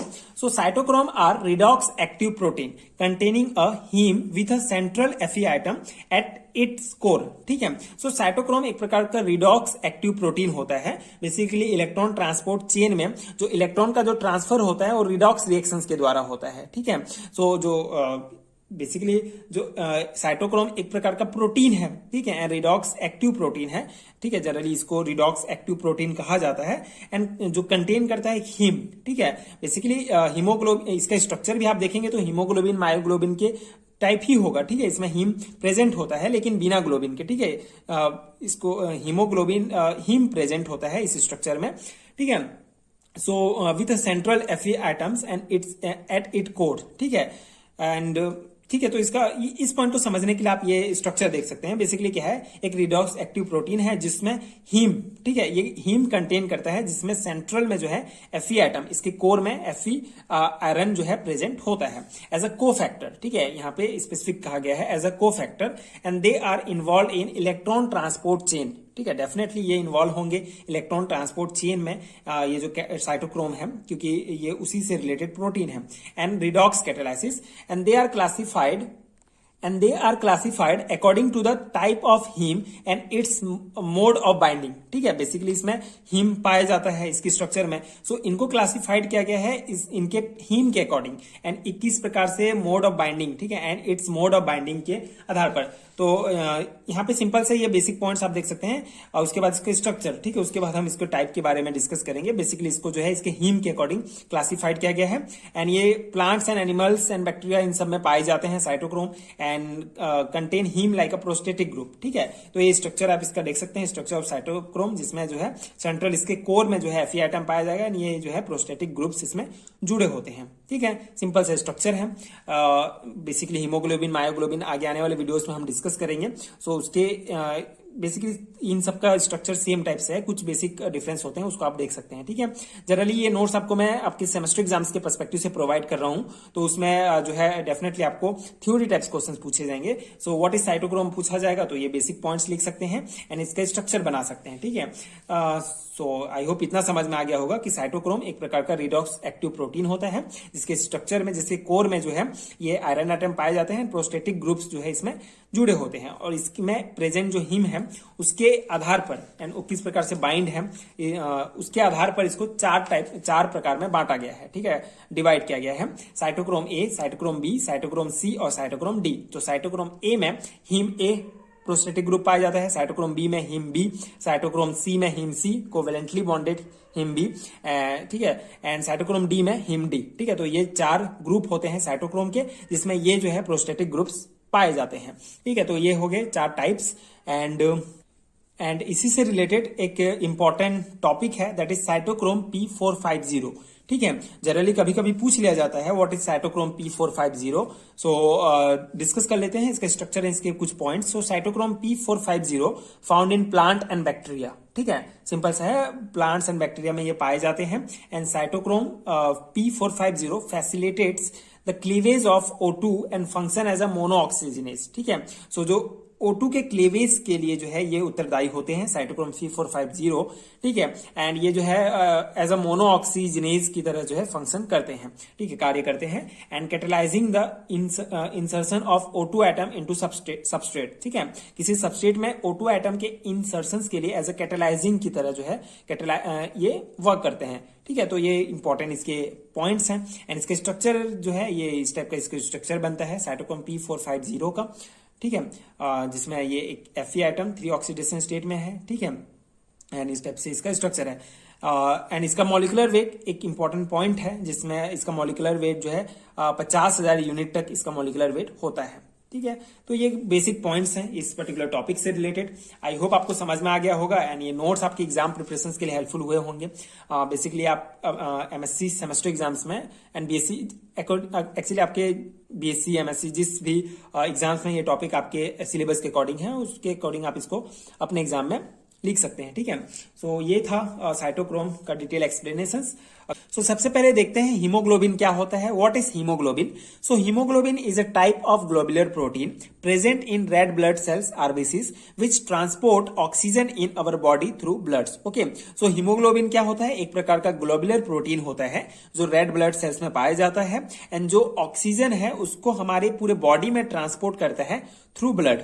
Okay, basic definition यही है। Haemoglobin is a type of globular protein which present in red blood cells and which transport oxygen in our body through bloods. Okay, so ये है। और haemoglobin एक जो है colour pigments भी होता है। जो हमारा ब्लड का जो लाल कलर होता है वो हीमोग्लोबिन के कारण ही होता है। अगर हमारे ब्लड में हीमोग्लोबिन नहीं पाया जाता तो वो नीला कलर होता, ठीक है। तो जो हमारे ब्लड का लाल कलर है उसके लिए भी हीमोग्लोबिन ही रिस्पॉन्सिबल है, ये मेन पॉइंट है।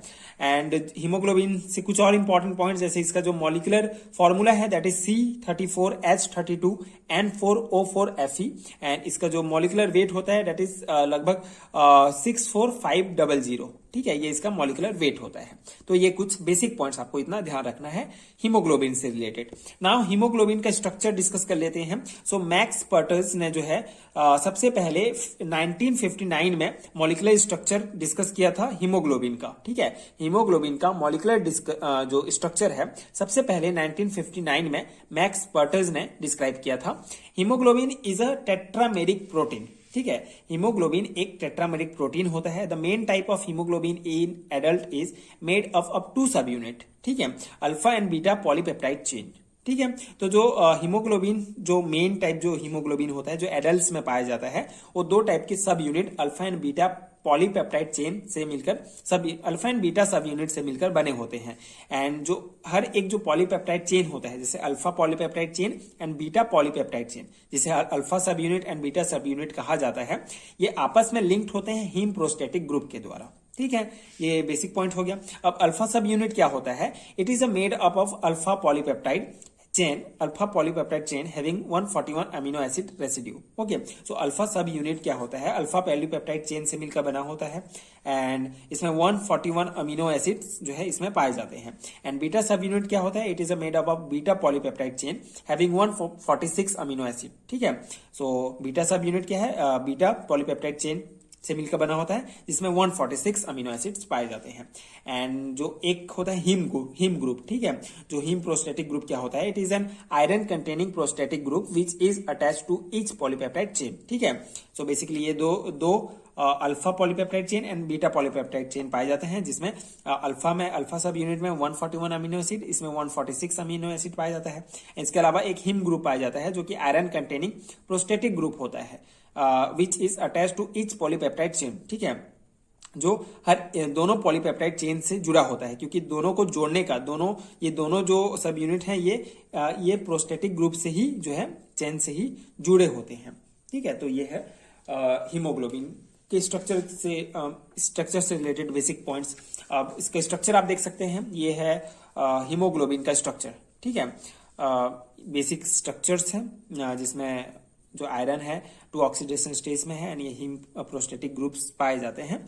तो ये बेसिक स्ट्रक्चर आप इसको याद कर लीजिए, इसको आप थ्योरी एग्जाम्स में अप्लाई कर सकते हैं, ठीक है।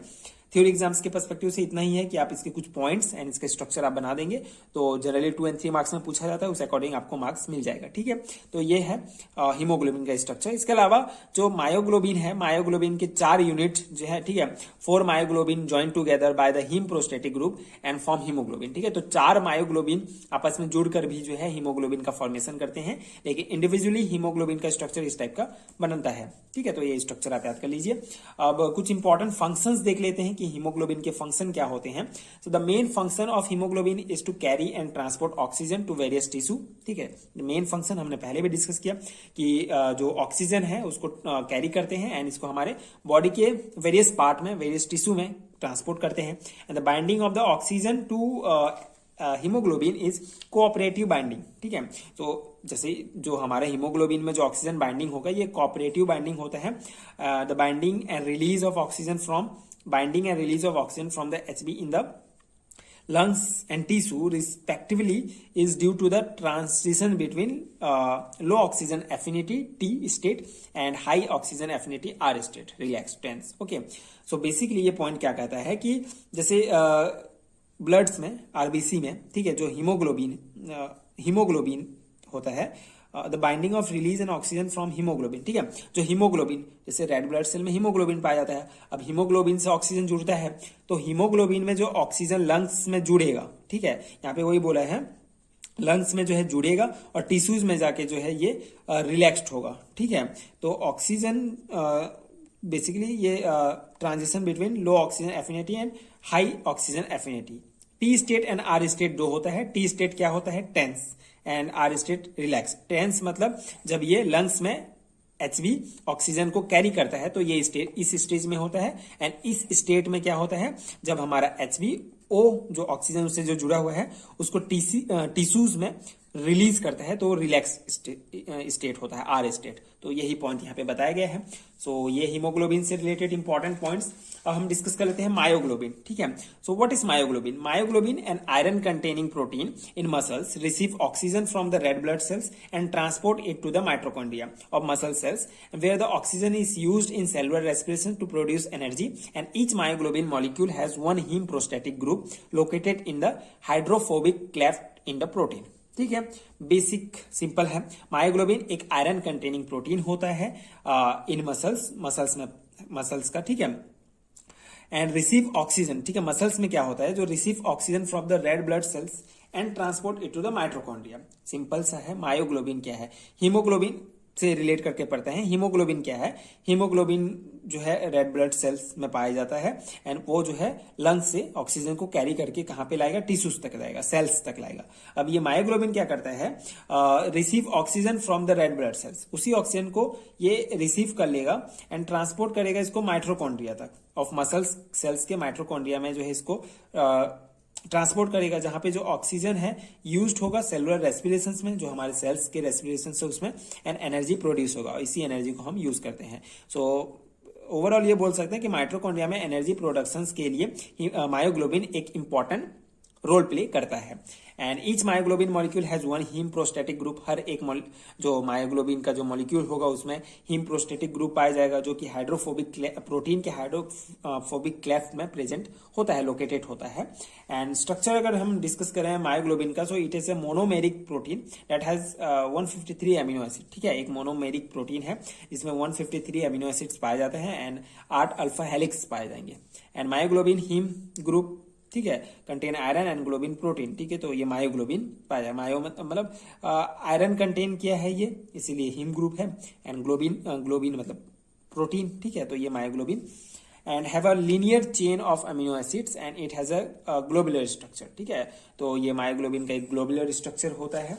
यहाँ पे आप देख सकते हैं ये मायोग्लोबिन का स्ट्रक्चर है, ठीक है। सिंपल सा स्ट्रक्चर है ये, जिसमें आयरन जो सेंट्रल में आयरन कंटेनिंग है, यानी प्रोस्टैटिक ग्रुप्स पाए जाएंगे। यहाँ पे एक पेप्टाइड चेन जुड़ा रहता है। सो हमने हीमोग्लोबिन में डिस्कस किया, एक कॉन्सेप्ट ये है कि 4 जो मायोग्लोबिन है उनको आप पेप्टाइड चेन से जोड़ते हैं एक साथ, तो हीमोग्लोबिन का एक यूनिट बनता है, ठीक है। तो ये बेसिक स्ट्रक्चर आप याद कर लीजिए, ठीक है।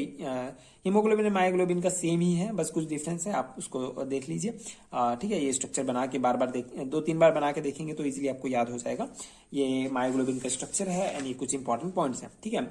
सो इंपॉर्टेंट है, जनरली 2 या 3 मार्क्स में पूछे जाते हैं, उतना भी एकदम ज्यादा डिफिकल्ट नहीं है, मतलब एक बार आप देखेंगे तो अपने से पूरा कॉन्सेप्ट लिख सकते हैं, ठीक है। तो ये था हीमोग्लोबिन एंड मायोग्लोबिन का डिटेल एक्सप्लेनेशन।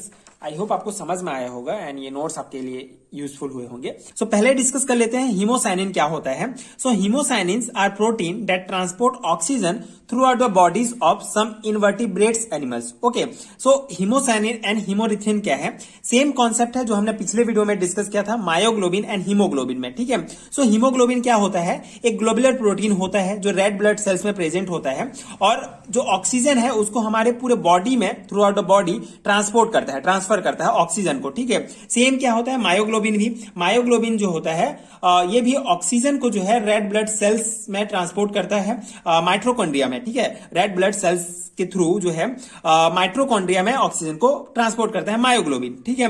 एंड वहां से हमको एनर्जी प्राप्त होता है। मतलब दोनों का मेन काम क्या होता है, हीमोग्लोबिन एंड मायोग्लोबिन का ब्लड्स के थ्रू जो ऑक्सीजन है उसको ह्यूमन बींग्स के विभिन्न पार्ट्स, ठीक है, बॉडी पार्ट्स में पहुंचाना, ठीक है। मेन काम होता है ट्रांसफर करना ह्यूमन बींग्स में, ठीक है। हीमोग्लोबिन एंड मायोग्लोबिन का काम होता है ऑक्सीजन को पूरे बॉडी में फैलाना, ठीक है, ट्रांसफर करना थ्रू ब्लड्स, ठीक है। उसे हीमोग्लोबिन या मायोग्लोबिन का मेन फंक्शन है, ठीक है। ये बेसिक हो गया। तो हीमोसाइनिन और हीमोरिथ्रिन क्या होता है? सेम कॉन्सेप्ट होता है, लेकिन हीमोसाइनिन एंड हीमोरिथ्रिन जो ऑक्सीजन होता है उसको ह्यूमन बीइंग के बॉडीज में ट्रांसफर नहीं करते हैं, इसके बल्कि ये इनवर्टिब्रेट्स एनिमल, ठीक है, जो अकशेरुक एनिमल होते हैं, अकशेरुकी जंतु कहा जाता है जिनमें रीढ़ की हड्डी नहीं पाई जाती है मेनली, ठीक है, उन जंतुओं में जो है जो ऑक्सीजन को पूरे बॉडी में फैलाने का, ट्रांसफर करने का काम हीमोसाइनिन और हीमोरिथ्रिन करते हैं। मतलब सेम कॉन्सेप्ट है। हीमोग्लोबिन और मायोग्लोबिन ह्यूमन के लिए काम करते हैं, ह्यूमन बीइंग के बॉडी में पूरे ऑक्सीजन को पहुंचाते हैं, एंड हीमोसाइनिन और हीमोरिथ्रिन इनवर्टिब्रेट्स एनिमल्स, ठीक है, उनके शरीर में ऑक्सीजन को पहुंचाते हैं, ठीक है, इनवर्टिब्रेट्स एनिमल्स, ठीक है, अकशेरुक एनिमल जिनमें रीढ़ की हड्डी नहीं पाई जाती है, ठीक है, स्टारफिश हो गया, ठीक है, एंड बहुत सारे एग्जांपल्स इसके। सो ये हीमोसाइनिन एंड हीमोरिथ्रिन का बेसिक कॉन्सेप्ट है। आई होप आपको समझ में आ गया होगा। And this metalloprotein contain 2 copper atoms that reversibly bind a single oxygen molecule. Okay, ये जो मेटेलोप्रोटीन्स होते हैं ये 2 कॉपर एटम को जो है कंटेन करते हैं, जो रिवर्सिबली बाइंड होते हैं सिंगल ऑक्सीजन मॉलिक्यूल से, ठीक है। सिंपल सा है, इसका स्ट्रक्चर आप देखेंगे तो और इजीली आपको समझ में आ जाएगा, ठीक है।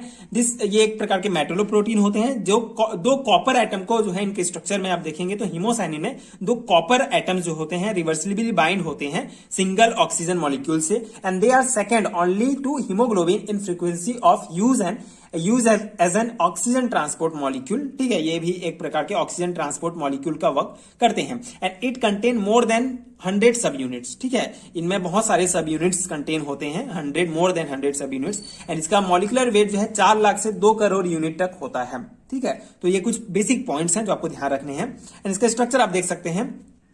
हीमोसाइनिन को फर्दर 2 भागों में डिवाइड किया गया है, deoxy haemocyanin and oxy haemocyanin, ठीक है, दोनों का स्ट्रक्चर दिया गया है। डीऑक्सी हीमोसाइनिन का स्ट्रक्चर आप देख सकते हैं, 2 कॉपर एटम्स यहाँ पे हैं एंड हिस्टिडीन से जुड़े हुए हैं, ठीक है, एंड इस प्रकार का स्ट्रक्चर बना रहे हैं।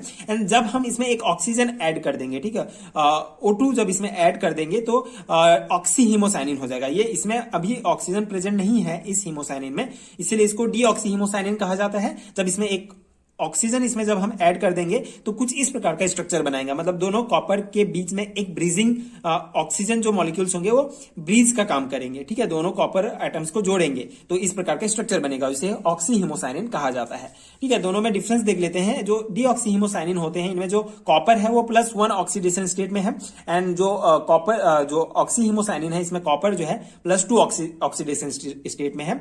इनका जो है डायमैग्नेटिक नेचर होता है, इनका एंटी फेरोमैग्नेटिक नेचर होता है। इंटरमोलिकुलर डिस्टेंस जो है between copper and copper is 460 pm, ठीक है, 460 pm, और जो इंटरमोलिकुलर डिस्टेंस होता है ऑक्सी हीमोसाइनिन के कॉपर के बीच ये 360 pm होता है, ठीक है। तो ये बेसिक पॉइंट्स हैं deoxy haemocyanin and oxy haemocyanin से रिलेटेड। सो आई होप आपको समझ में आ गया होगा ये कॉन्सेप्ट। अब हम इसका इसी से related second concept that is second topic haemerythrin discuss करेंगे, ठीक है। तो हीमरिथ्रिन क्या होता है? It is non haem pigment and it is non porphinoid protein, ठीक है, एक नॉन हीम पिगमेंट होते हैं, नॉन पोर्फिनॉइड प्रोटीन होते हैं, and it is used to transport oxygen in invertebrate, ठीक है। सेम इनका फंक्शन भी होता है हीमोसाइनिन की तरह, लेकिन इनके स्ट्रक्चर में आप देखेंगे कि इनमें आयरन प्रेजेंट होता है, ठीक है, बस डिफरेंस यही है, और हीमोसाइनिन में कॉपर प्रेजेंट होता है, ठीक है। सेम काम होता है, इनवर्टिब्रेट्स में जो है ऑक्सीजन को ट्रांसपोर्ट करते हैं उनके पूरे बॉडी में, and it is made up of 8 identicals, ठीक है, 8 आइडेंटिकल्स से मिलकर बने होते हैं। मॉलिक्यूलर वेट इनका जो है 10,800 सब यूनिट्स जो है इनका होता है मॉलिक्यूलर वेट, ठीक है। एंड इसका स्ट्रक्चर आप देख सकते हैं, इसको भी फर्दर 2 भागों में डिवाइड किया गया है, दैट इज डीऑक्सीहीमरिथ्रिन एंड ऑक्सीहीमरिथ्रिन, ठीक है। दोनों का स्ट्रक्चर आप देख सकते हैं। डीऑक्सीहीमरिथ्रिन मतलब जिस स्ट्रक्चर में, जिस हीमरिथ्रिन में ऑक्सीजन प्रेजेंट नहीं है। यहाँ पे आप देख सकते हैं ये आयरन, 2 आयरन जो है, 2 आयरन आपस में यहाँ पे आप देख सकते हैं HO से जुड़े हैं, एस्पार्डिन, ग्लूटामेरिक, हिस्टाडिन से इस प्रकार से स्ट्रक्चर मिलकर बना हुआ होता है, लेकिन इसमें अभी ऑक्सीजन प्रेजेंट नहीं है। जब हम इसमें एक ऑक्सीजन जोड़ देंगे, ठीक है, ऑक्सीजन जब ऐड कर देंगे तो इस टाइप का एक स्ट्रक्चर बनेगा जिसमें ऑक्सीजन जो है यहाँ पे आके जुड़ जाएगा, ठीक है। ये दोनों ऑक्सीजन यहाँ पे आके इस टाइप से रिंग बना लेगा एंड ये जुड़ जाएगा, ठीक है। सेम ये जो है रिवर्सिबल रिएक्शन होता है, सेम अगर ऑक्सीजन को हम हटा देंगे तो ये स्ट्रक्चर हमको प्राप्त हो जाएगा। तो ये डीऑक्सीहीमरिथ्रिन एंड ऑक्सीहीमरिथ्रिन का बेसिक डिफरेंस है इनके बीच, that is both iron are high spin, ठीक है। इनके जो दोनों इस स्ट्रक्चर में जो दोनों आयरन है ये हाई स्पिन में होंगे और इनके भी जो दोनों आयरन है लो स्पिन होगा। And both iron are +2 oxidation state, ठीक है। दोनों आयरन देख सकते हैं +2 ऑक्सीडेशन स्टेट में है और इसमें +3 ऑक्सीडेशन स्टेट में है।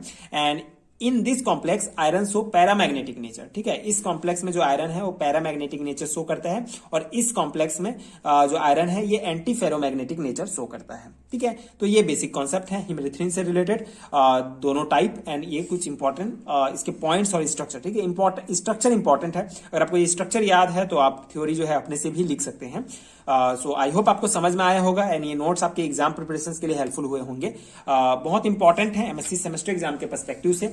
सो उस अकॉर्डिंग मैंने आपको ये नोट्स प्रोवाइड किया है, आप इसको लिख सकते हैं, अपने एग्जाम्स में डेफिनेटली अप्लाई कर सकते हैं। Heme protein and oxygen uptake. So oxygen uptake and hemoglobin दोनों किस प्रकार से रिलेटेड है, इसका बेसिक कॉन्सेप्ट हम इस पर्टिकुलर वीडियो में डिस्कस करेंगे। साथ ही साथ आपको एक हैंडमेड नोट प्रोवाइड करूंगा जो आपके एग्जाम प्रिपरेशन के लिए डेफिनेटली बहुत यूजफुल होगा। So haem protein and oxygen uptake को समझने से पहले ऑक्सीजन अपटेक क्या होता है इसको जानना बहुत इंपॉर्टेंट है। सो ऑक्सीजन अपटेक बेसिकली अगर हम इसको डिफाइन करना चाहें, so oxygen uptake is a measure of a person's ability to take in oxygen and deliver it to the working tissue and the ability of working tissue to use oxygen. इस प्रकार हम इसको define कर सकते हैं। इसका basic मतलब यह है कि ऑक्सीजन अपटेक क्या होता है, कोई भी जो नॉर्मल ह्यूमन बीइंग होगा या पर्सन होगा उसमें कितना एबिलिटी है ऑक्सीजन को ग्रहण करने का और उसको जो है ट्रांसपोर्ट करने का हमारे वर्किंग टिश्यूज में, जिससे जो है एनर्जी का उत्पादन किया जा सके।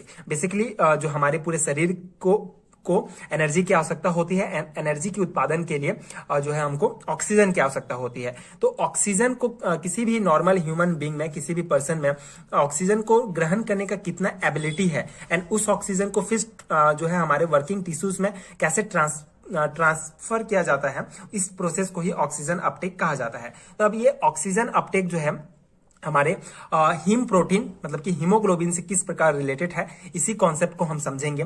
सो बेसिकली इससे पहले वीडियोस में मैंने हीमोग्लोबिन एंड मायोग्लोबिन का डिटेल्स एक्सप्लेन किया है, तो उसमें हमने देखा है कि दोनों का बेसिक फंक्शन है, हीमोग्लोबिन एंड मायोग्लोबिन दोनों का बेसिक फंक्शन है कि ऑक्सीजन को जो है वे हमारे पूरे बॉडी में ट्रांसपोर्ट करते हैं ब्लड के द्वारा।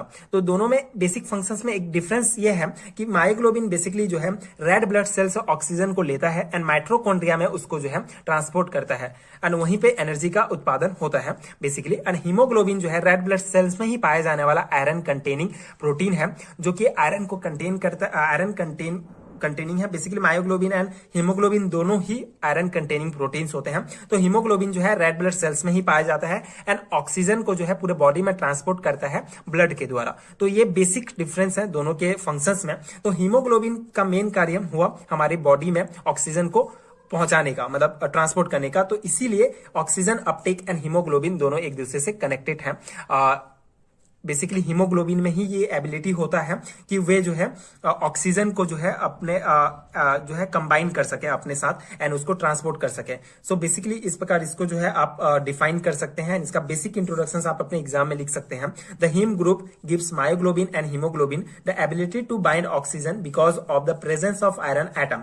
सो hemoglobin and myoglobin iron containing protein होते हैं, इनके जो एक्टिव साइट में आयरन मेटल पाए जाते हैं। इसीलिए ये जो है हीमोग्लोबिन एंड मायोग्लोबिन में ये एबिलिटी है कि वह ऑक्सीजन को बाइंड कर सकते हैं अपने में, क्योंकि इनमें आयरन एटम्स पाए जाते हैं। It also contribute to the red colour found in muscles and blood. So blood and muscles में जो रेड कलर पाए जाते हैं वो भी हिम ग्रुप या हिम प्रोटीन के कारण ही होते हैं। Each haem group contain an iron atom that is able to bind to 1 oxygen O2 molecules.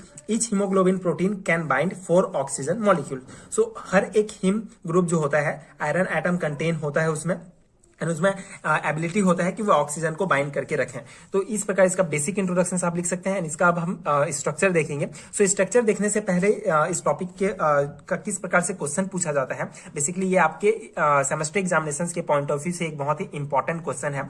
So semester examinations में पूछा जाता है explain oxygen uptake by hemoglobin. इस प्रकार के क्वेश्चन आपको देखने को मिलेंगे। 2 या 3 मार्क्स के क्वेश्चन में पूछे जाते हैं, इसलिए आप ये बेसिक इंट्रोडक्शन एंड इसका स्ट्रक्चर अगर आप बनाते हैं तो इनफ होगा आपके आंसर के लिए, क्योंकि 2 या 3 मार्क्स में पूछा जाता है। लॉन्ग टाइप क्वेश्चंस में जनरली नहीं पूछा जाता है।